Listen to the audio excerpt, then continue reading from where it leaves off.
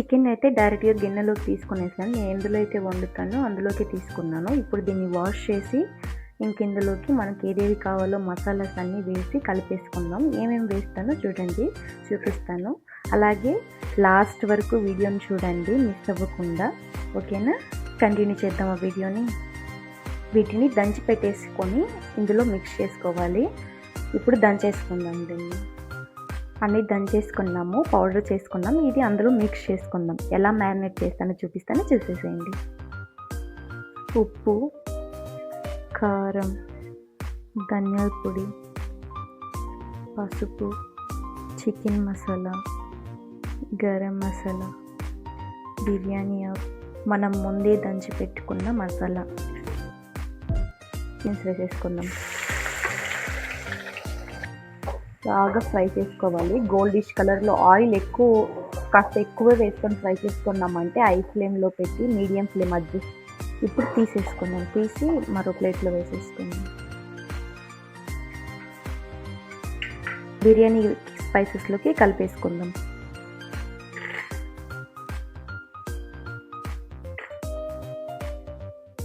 ఇప్పుడు వేసేసుకున్నాం కదా, ఇదంతా బాగా వేసి కలిపేసుకుందాం. బాగా ముక్కలకి పట్టేలా కలిపేసుకోవాలి.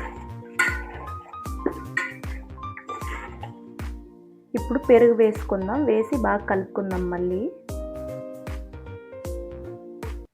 నేనైతే ఇక్కడ 2 గరిటెలు, నార్మల్ మీడియం గరిటెలు, 2 గరిటెలు పెరుగు తీసుకున్నాను.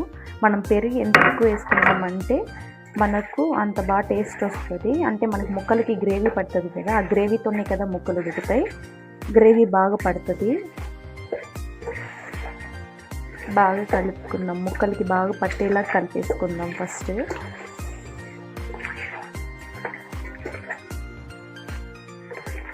ఇప్పుడైతే దీన్ని కాసేపు ఫ్రిడ్జ్లో, మీకు టైం ఉంటే ఫ్రిడ్జ్లో పెట్టేసుకోండి, లేదంటే డైరెక్ట్గా చేసేసుకోండి. నాకైతే ఇప్పుడు టైం ఉంది కాబట్టి నేను ఫ్రిడ్జ్లో పెట్టేస్తున్నాను. ఒక 1-2 అవర్స్ ఫ్రిడ్జ్లో పెట్టామంటే బాగా ముక్కలకి జ్యూసీలాగా పడుతుంది. జ్యూసీలాగా ఉండిందంటే ముక్కలు బాగా సాఫ్ట్గా వస్తాయి. కాబట్టి నేను ఫ్రిడ్జ్లో పెట్టేసుకుంటున్నాను. అయ్యయ్యో, అసలు వేయడం మర్చిపోయాను. మనకి నెయ్యి ఉంటేనే ఫ్లేవర్ బాగా వస్తుంది. కాబట్టి నెయ్యి అయితే నేను కాస్త ఎక్కువ వేస్తున్నాను. నెయ్యి అనేది బాగా ఫ్లేవర్, మనకి స్మెల్ కానీ టేస్ట్ కానీ బాగా ఇది చేస్తుంది. కాబట్టి నేను నెయ్యి ఎక్కువ వేస్తున్నాను. నేను అప్పుడే చెప్పడం మర్చిపోయాను, ఫ్రిడ్జ్లో పెట్టే ముందే వేసుకోండి. ఇప్పుడు వన్స్ మళ్ళీ మనం నీట్గా కలిపేసుకుందాం.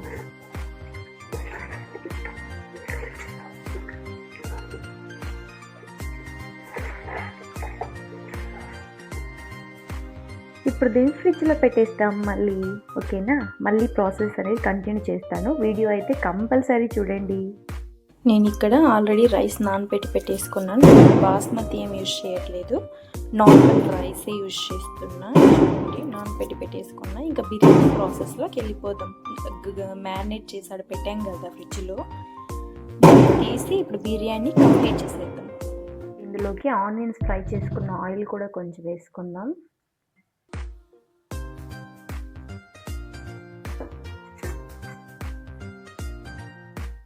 ఈ చికెన్ ఇప్పుడు కాసేపు క్యాప్ పెట్టి బాయిల్ చేద్దాం. ఇంక ఇక్కడ రైస్కి సరిపడా వాటర్ పెట్టేసాను. సాల్ట్ అయితే ఎక్కువ వేసుకోవాలి. మనం టేస్ట్ చేస్తే సముద్రపు నీరులాగా అనిపించాలి. సాల్ట్ అయితే ఎక్కువ వేసుకుంటున్నాను ఇక్కడ. ఇదే వాటర్లోకి కొంచెం పుదీనా, కొంచెం కొత్తిమీర, బిర్యానీ ఆకు, నేనైతే ఇవి మాత్రమే వేస్తాను. ఇందులోకి కొంచెం గరం మసాలా వేస్తాను, ఎందుకంటే చెక్క లవంగం అయిపోయింది.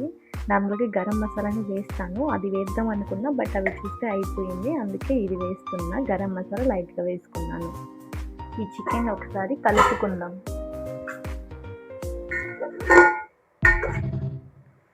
ఇప్పుడే లైట్గా బాయిల్ అవ్వడం స్టార్ట్ అయింది. నేనైతే మీడియం ఫ్లేమ్లోనే పెట్టుకున్నాను, ఎందుకంటే రైస్ వేయడానికి టైం పడుతుంది కదా. నేను ఒక 50% ముక్క ఉడికించుకుంటాను అంతే. ఇది ఏంటంటే దమ్లోనే ఉడుకుతుంది, ఎందుకంటే కాస్త ఎక్కువ పెడుతున్నాను కాబట్టి. ఒక 10 minutes ఎక్స్ట్రా కుక్ చేసుకున్నామంటే దమ్ పెట్టినప్పుడు కరెక్ట్గా సరిపోతుంది. ఇప్పుడు మళ్ళీ కాసేపు క్యాప్ పెట్టేసుకున్నాను. వాటర్ అయితే బాయిల్ అవుతుంది. ఇంకా మనం నానబెట్టేసుకున్న రైస్ని అయితే అందులో వేసేసుకుందాం. రైస్ వేసేస్తున్నా. జాగ్రత్తగా వేసుకోండి, చెయ్యి పైకి హాట్ వాటర్ ఎగురుతుంది. మీరు ఎప్పుడు కానీ రైస్ పెట్టుకునేదానికంటే వాటర్ కన్సిస్టెన్సీ చూసుకోండి. వాటర్ కాస్త ఎక్కువే పెట్టుకోండి. నార్మల్గా రైస్ కుక్ చేయడానికి పెట్టుకునేదానికంటే కాస్త ఎక్కువే పెట్టుకోండి. బాయిల్ అయినాక వాటర్ తక్కువైన ఇబ్బంది అవుతుంది. తర్వాత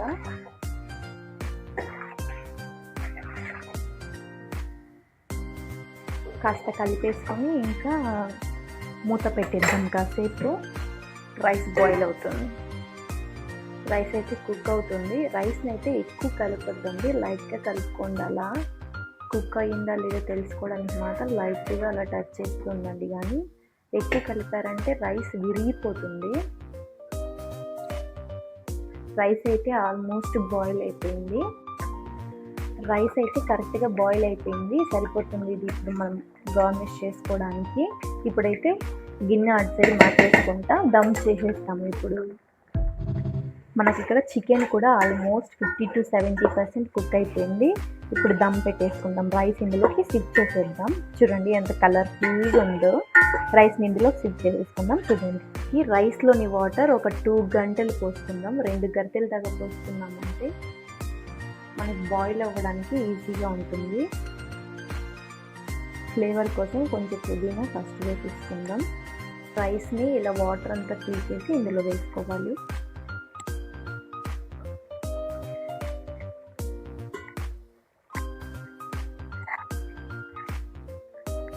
ఫస్ట్ హాఫ్ రైస్ వేసేసుకుందాం.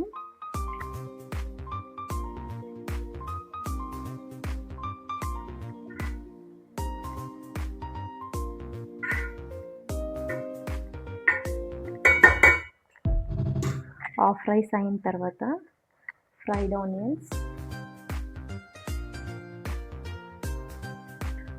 పుదీనా, కొత్తిమీర. ఇప్పుడు ఇది వేసేసుకున్నాం కదా, ఇంకా మిగిలిన రైస్ని అయితే ఇందులో వేసేసుకున్నాం. ముందే చెప్తున్నా, వాటర్ అయితే బాగా స్ట్రైన్ అవ్వాలి. ఆల్రెడీ ఇందులో వాటర్ పోసుకున్నాం కాబట్టి బాగా స్ట్రైన్ అయిన తర్వాత ఇందులోకి వేసుకోండి.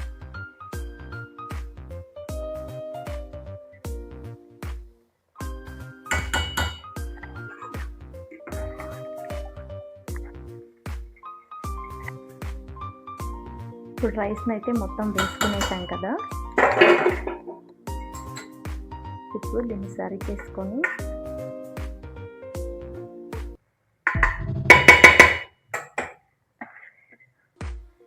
ఫ్రైడ్ ఆనియన్స్,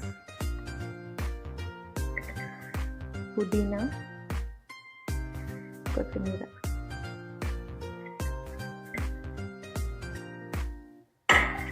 వేసేసుకొని ఇప్పుడు దమ్ పెట్టేసుకుందాం. ఇప్పుడు దోస పెంక పెట్టేసుకొని హై ఫ్లేమ్లో పెట్టి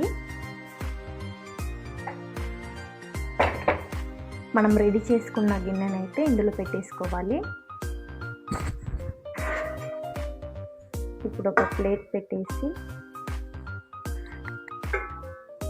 మనం ఇందాక రైస్ వంపుకున్నాం కదా, ఆ వాటర్ని ఒక గిన్నెలో పోసి వెయిట్గా ఇందు మీద పెట్టేసామంటే ఇప్పుడు హై ఫ్లేమ్లో ఒక 5 minutes, లో ఫ్లేమ్లో 10 minutes కుక్ చేసుకున్నామంటే సరిపోతుంది. స్టవ్ ఆఫ్ చేసేసాను. ఒక 5 minutes వదిలి క్యాప్ తీద్దాం. ఓపెన్ చేసేస్తాను. చూడండి,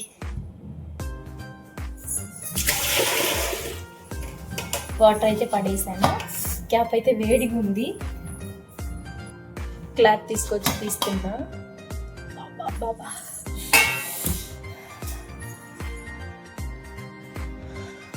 స్మెల్ అయితే సూపర్గా ఉందండి.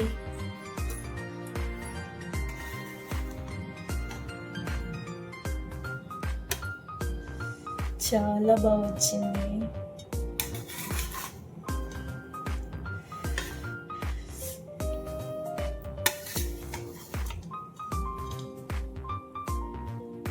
బిర్యానీ అయితే ఎక్సలెంట్గా వచ్చింది. మీరు కూడా ట్రై చేసి కామెంట్ చేయండి. Bye bye.